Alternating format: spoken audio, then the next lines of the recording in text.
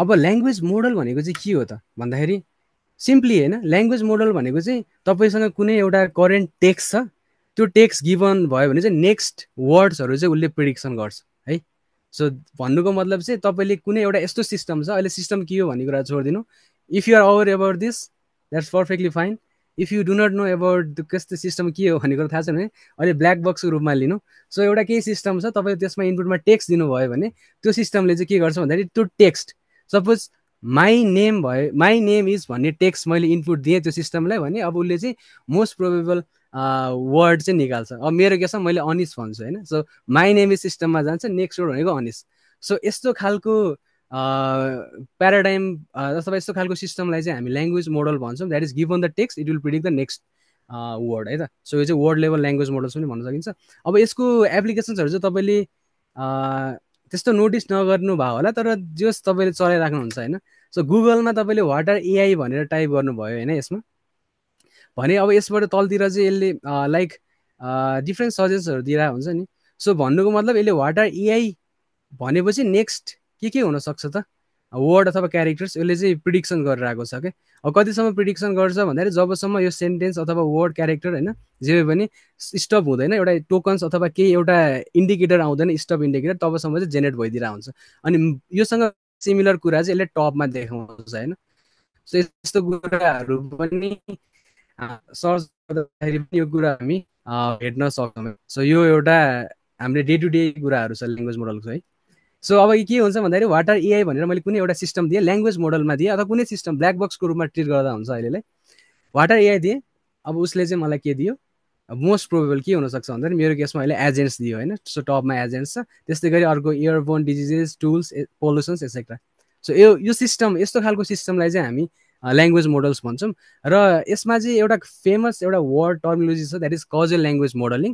र यो ल्याङ्ग्वेज मोडललाई चाहिँ हामीले प्रिट्रेनिङ अथवा ठुलो डेटामा ट्रेन गर्दाखेरि चाहिँ एउटा प्रिटेनिङ टास्कमा गर्छौँ, द्याट इज कजुअल ल्याङ्ग्वेज मोडलिङ। र कजुअल ल्याङ्ग्वेज मोडलिङ भनेको चाहिँ given input next word prediction गर्ने, त्यही नै हो है त।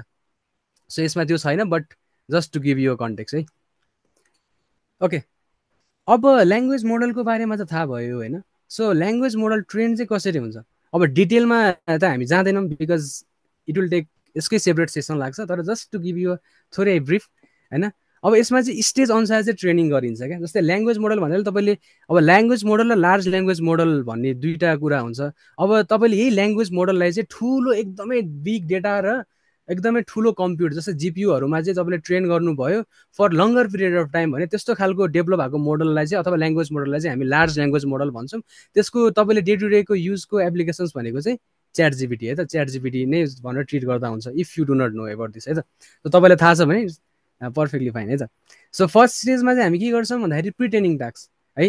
अब तपाईँले के सिस्टम छ, जस्तै जुन कुनै सिस्टम डेभलप गरिराख्नु भएको छ त्यो सिस्टमलाई त ल्याङ्ग्वेज भनेको के हो त बुझाउनु पर्यो नि त होइन। जस्तै हामी एज अ ह्युम्यानकै रूपमा ट्रिट गर्दाखेरि हामीलाई त सुरुमा केही कुरा हामीले बुक्सहरू अथवा केही पढ्नुको अगाडि त हामीलाई ल्याङ्ग्वेज के हो एबिसिडी अथवा यस्तो खालको ग्रामरहरू त हामीले सिकेरै अगाडि बढिरहेको हुन्छौँ नि स्टार्टिङ फ्रम नर्सरीदेखि।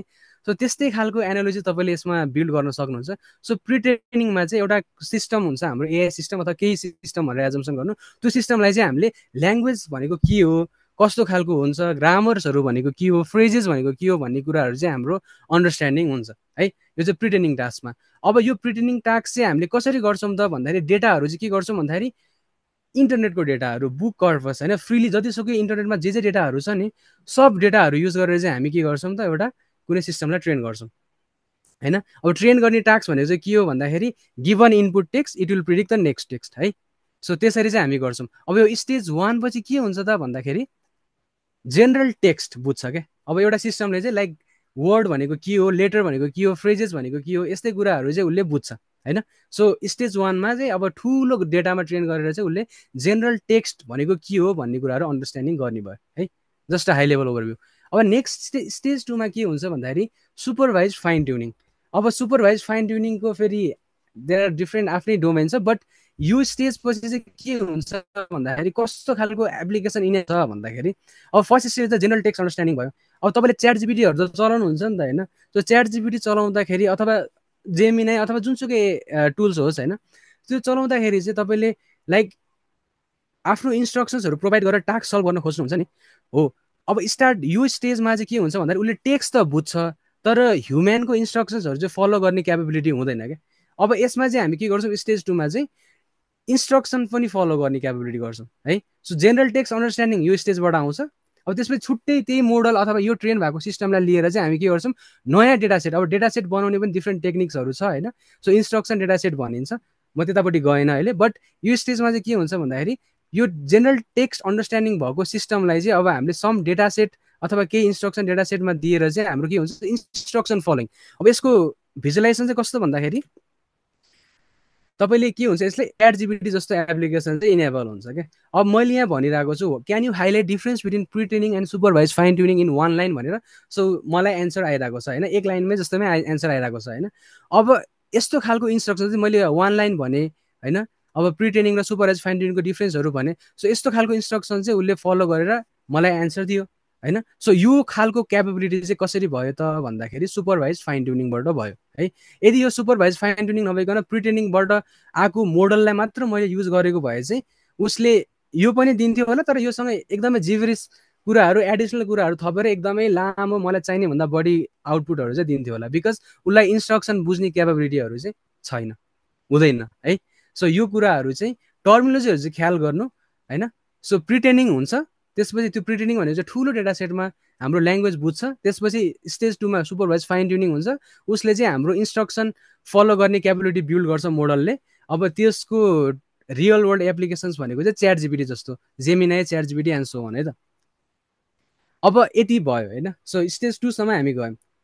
अब के भयो भन्दाखेरि पास्ट फ्यु मन्थ चाहिँ के भयो भन्दाखेरि गुगलको एआई च्याटबोर्डले चाहिँ के गर्यो भन्दाखेरि एउटा थ्रेटनिङ मेसेज दिएछ क्या, लाइक ह्युम्यान प्लिज डाई भन्ने जस्तो। अब तपाईँले यहाँ म्यासेज देख्न सक्नुहुन्छ, यसको सोर्स भनेको चाहिँ यहाँ तल पनि दिएको छु मैले। सो यो यस्तो खालको म्यासेज चाहिँ आयो होइन। अब यो म्यासेज त लाइक अब मैले अब एप्लिकेसन चलाइरहेको छु, मलाई यस्तो खालको म्यासेज आयो भने त राम्रो त भएन नि त होइन।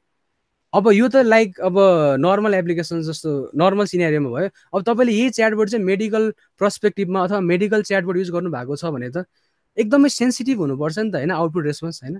त्यसको लागि चाहिँ के हुन्छ त भन्दाखेरि यस्तो खालको आउटपुट चाहिँ ह्युम्यानको एलाइनमेन्टमा होस्, ह्युम्यानको अनुसारले आओस् भनेर चाहिँ त्यो एप्लिकेसन अथवा त्यस्तो मोडल्सहरूलाई चाहिँ एलाइनमेन्ट गर्नको लागि चाहिँ अझै एउटा स्टेज चाहिँ थपिन्छ। त्यो स्टेज भनेको चाहिँ that is preference alignment stage हुन्छ थर्ड स्टेजमा होइन। सो यो भन्नुको मतलब चाहिँ अब के हुन्छ भन्दाखेरि सिस्टमले चाहिँ एकदमै त्यो ऱ्यान्डम जे पाए त्यही कुराहरू नदियोस्, अब ह्युम्यानको एलाइनमेन्टमा ह्युम्यानलाई मनपर्ने कुराहरू मात्र दियोस् भनेर चाहिँ त्यस्तो खालको एलाइनमेन्ट स्टेजहरू चाहिँ गरिन्छ।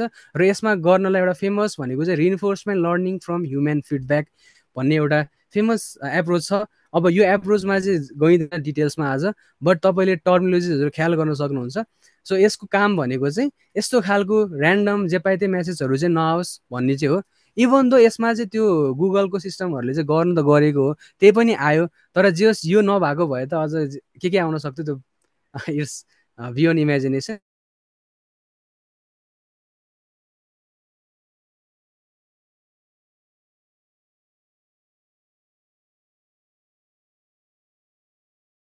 हाम्रो ह्युम्यानलाई चित्त बुझ्ने अथवा ह्युम्यानसँग मिल्ने प्रिफरेन्स एलाइनमेन्ट भनेर चाहिँ एउटा राखिन्छ। सो यस ल्याङ्ग्वेज मोडल्स भन्नुहुन्छ अथवा लार्ज ल्याङ्ग्वेज मोडल भन्नुहुन्छ, मैले अगाडि डिफ्रेन्स थोरै भन्दै। सो तपाईँले त्यस्तो जस इन्टरचेन्जेबली मैले युज गरेँ भने चाहिँ नझुकिनु होला। सो फर्स्ट अफ अल के भयो, अब यो फाइनल सिस्टमले चाहिँ जेनरल टेक्स्ट अन्डरस्ट्यान्डिङ गर्छ, लाइक टेक्स्ट भनेको के हो भन्ने कुराहरू बुझ्छ। अनि त्यसपछि इन्स्ट्रक्सन फलोइङ क्यापेबिलिटी आउँछ। भन्नुको मतलब च्याट जिपिटी जस्तो एप्लिकेसन्स बन्नलाई हेल्प भयो। अनि फाइनल्ली अब च्याट जिपिटीले जे पाए त्यो रेस्पोन्स नदियोस्, ह्युम्यानको डिजायर्ड अनुसार चाहिँ आओस् भन्नलाई चाहिँ हामी प्रिफरेन्स एलाइनमेन्ट स्टेज गर्छौँ। र यो सँगसँगै यसरी चाहिँ ल्याङ्ग्वेज मोडल ट्रेन हुन्छ। अब